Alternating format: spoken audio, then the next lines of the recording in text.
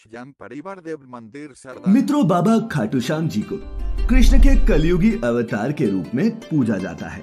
बाबा से जुड़ी एक कहावत काफी प्रसिद्ध है कि बाबा राजा को रंग और रंग को राजा बना सकते हैं। राजस्थान के सीकर जिले में बाबा का भव्य मंदिर है, जहां हर साल लाखों की संख्या में श्रद्धालु आते हैं। तो अब यहाँ प्रश्न ये उठता है कि बाबा खाटू श्याम जी है कौन और इन्हें भगवान का दर्जा क्यों दिया गया और क्या है इनकी पूरी कहानी, यही जानेंगे मिलकर आज की हमारी इस वीडियो में।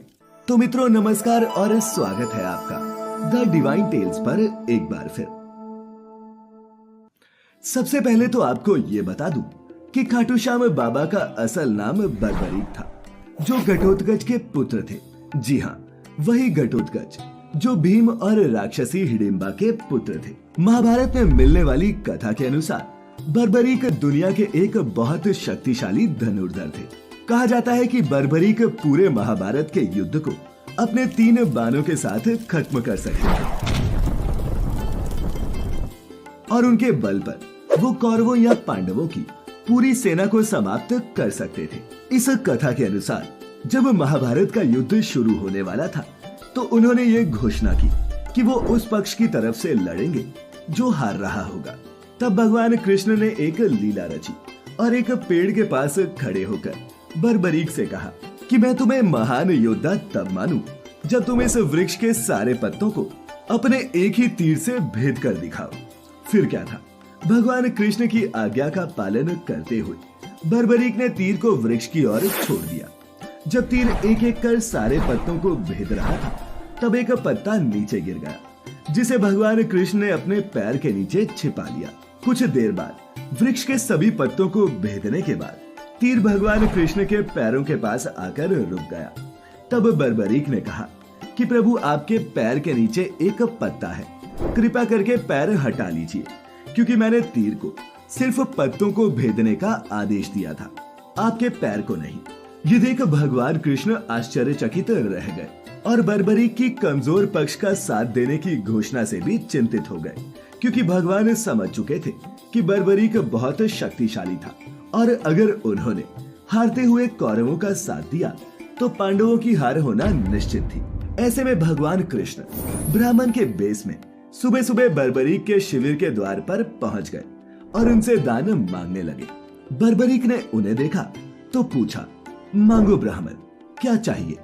बर्बरीक इस बात से अनजान था कि उनके द्वार पर कोई ब्राह्मण नहीं बल्कि स्वयं प्रभु आए थे। इसके बाद ब्राह्मण रूपी कृष्ण ने बर्बरीक से कहा कि हे वत्स, जो मैं तुमसे मांगने वाला हूँ वो तुम मुझे दे ही नहीं सकते, तुम में मुझे दान देने का साहस नहीं है। ऐसे में बर्बरीक ने कहा, नहीं, मैं आपको दान में अपना जीवन तक दे सकता हूँ, बताओ तो सही आपको चाहिए क्या। और मित्रों, इस तरह बर्बरीक भगवान कृष्ण के बिछाए जाल में फंस गए और इसके बाद भगवान कृष्ण ने बर्बरीक से उनका मस्तक ही मांग लिया।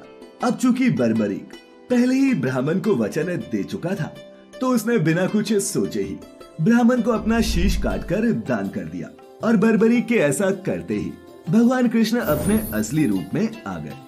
वहीं शीशदान से पहले बर्बरीक ने भगवान कृष्ण से महाभारत युद्ध देखने की इच्छा जताई थी, जिसके बाद भगवान कृष्ण ने बर्बरीक के कटे हुए शीश को युद्ध अवलोकन के लिए एक ऊंचे स्थान पर स्थापित कर दिया, जहां से माना जाता है कि बर्बरीक ने पूरा महाभारत का युद्ध देखा।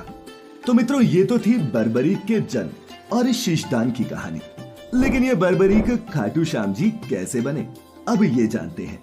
दरअसल युद्ध में विजयी होने के बाद पांडवों में विजय का श्रेय लेने के लिए आपस में वाद विवाद होने लगा।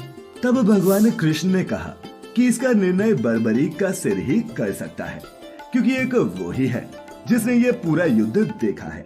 इसके बाद पांडवों सहित भगवान कृष्ण अरावली की पहाड़ियों की तरफ चल पड़े, जहाँ पर बर्बरीक का शीश विराजमान था। फिर जब बर्बरीक से पूछा गया तो उन्होंने बताया कि युद्ध में उन्हें सिर्फ और सिर्फ भगवान कृष्ण का सुदर्शन चक्र चलता ही दिख रहा था, जिससे कटकर रणभूमि में योद्धा ऐसे गिर रहे थे मानो पेड़ कट रहे हो।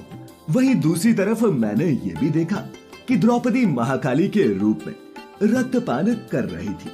बर्बरीक की इन बातों से भगवान कृष्ण बेहद प्रसन्न हुए और उन्होंने ही बर्बरी के कटे शीश को वरदान दिया कि कलयुग में तुम मेरे श्याम नाम से पूजे जाओगे। तुम्हारे स्मरण मात्र से ही भक्तों का कल्याण होगा और धर्म, काम और मोक्ष की प्राप्ति होगी। और मित्रों, इस तरह बर्बरी को खाटू श्याम जी के नाम से पूजा जाने लगा। तो मित्रों, ये थी खाटू श्याम जी की असली कहानी, जिससे आज भी कई लोग अनजान हैं। आप में से कौन कौन उनकी इस पौराणिक कथा के बारे में जानते थे?